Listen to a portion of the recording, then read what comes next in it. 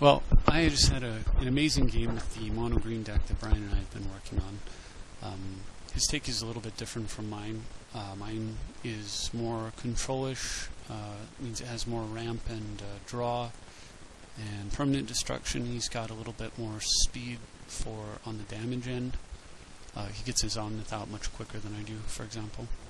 Anyway, I was keeping against mono-blue deck, and I looked at this hand, and even though it's got plenty of mana, I figured this is not a keepable hand against mono-blue, because if I can't develop quickly enough, you know, the first play is on turn 3, he's just going to just sit back and counter everything I do, and this game's it's going to be unwinnable.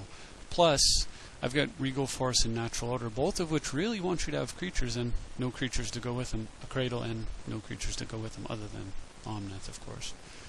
So I decided I'm not going to keep this hand. I'm mulligan into this hand, which, if I could know that the next 2 cards were forest, hey, I'd keep it, but no. So I'm mulligan to this hand. This one was Thinker a little bit, because there's a, you know, if I took the risk and drew a forest, then I could probably be okay. I'd have to draw a forest and an elf to go with priest, though, so that I could get packed on board. And it felt like it was too risky, so I mulliganed. And this was finally the hand that I figured I kept. This hand, if it gets a forest, is off to the races. And that was much more like the typical hand that the green deck gets, although usually it has, you know, 7 or 6 cards, not 4, to start, so let's see what happens here.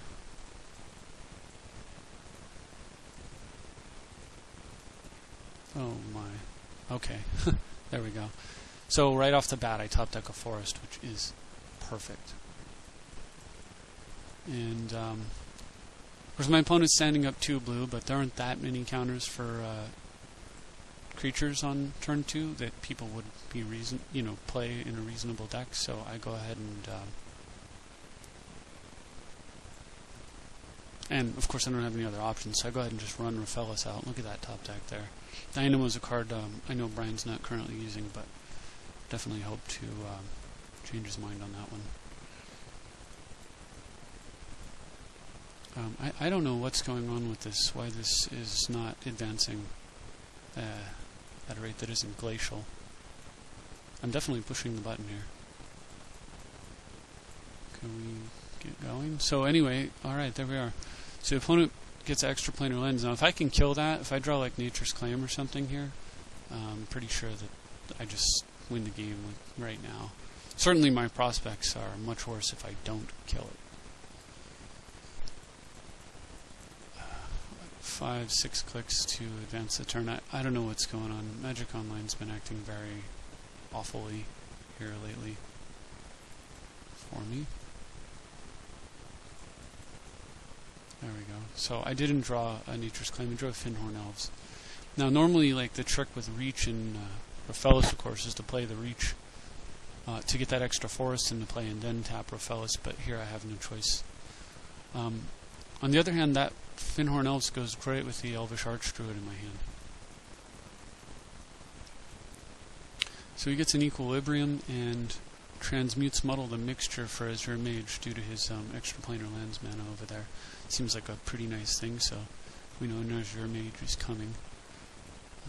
Probably not a Mana Flare and a book is not a good combo for me or anybody to have to face.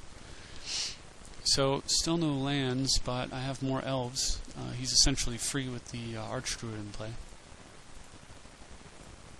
And then using the Archdruid, I'm able to play the Dynamo and Reach, which will empower Raphellis. Close these guys. So I just play one, play the other, tap it for mana, and get down with Omnath.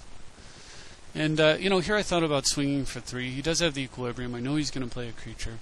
But I figured if I swing for 3 and he bounces Raphellis, it's more of a pain to me than threatening to tap mana for Omnath and having him bounce the Omnath, which I don't know if it was right or not, but I guess it was only 3 damage out of 40, so I figured I just do it this way. So he goes for Omnath. And I'm top decking more mana dorks. And at this point I don't want to draw anymore. I mean, it was great to get the Finhorn Elves, and the Arbor was okay, but birds is just ridiculous, right? We're getting too much. It's okay though. Too much mana in Omnath is alright.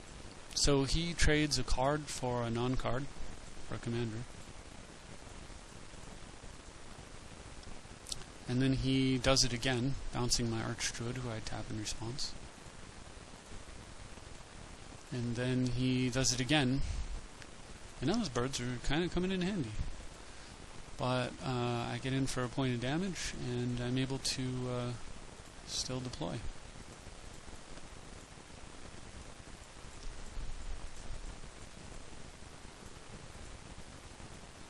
So he draws a card and mind controls Rofellos. I guess he's had enough with the insane mana, but unfortunately for him, I still have insane mana. I have a Dynamo in play. 3, 4, 5, 6, 7, 8, 9, 10. What is that? 4, 5, 6? Yeah, 10 mana in play.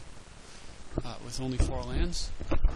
So, and I top decked the Woodfall Primus. And I thought about taking the mind control, and then I realized that I actually don't need more mana. What I need is for him to have less, so that Azure Mage is not feeding him win.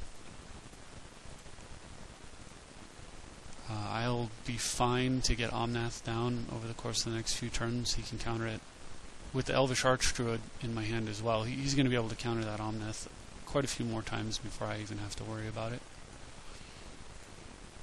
So I mash his lens, and then, hey, get in there for some beats.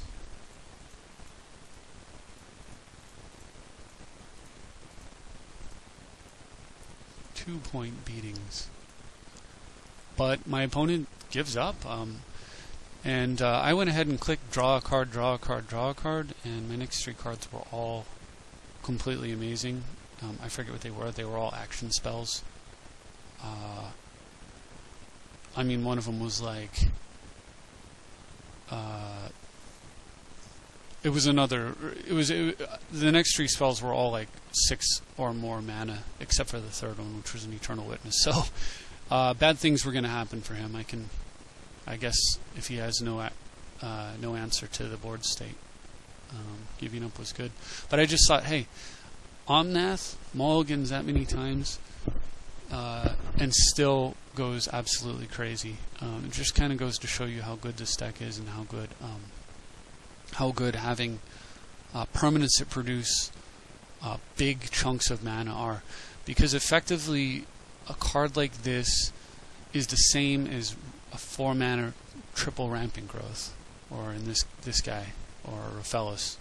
It's like playing Rampant Growth, Rampant Growth, Rampant Growth, Rampant Growth, all for 1 card. So it's like a 3 for 1 or a 4 for 1. Except instead of putting the cards into your hand, you put them directly into play, and you get to use them every turn. So pretty awesome stuff. Right now, I've got a bit of a problem. The deck is at 100 cards, and it needs to be at 99.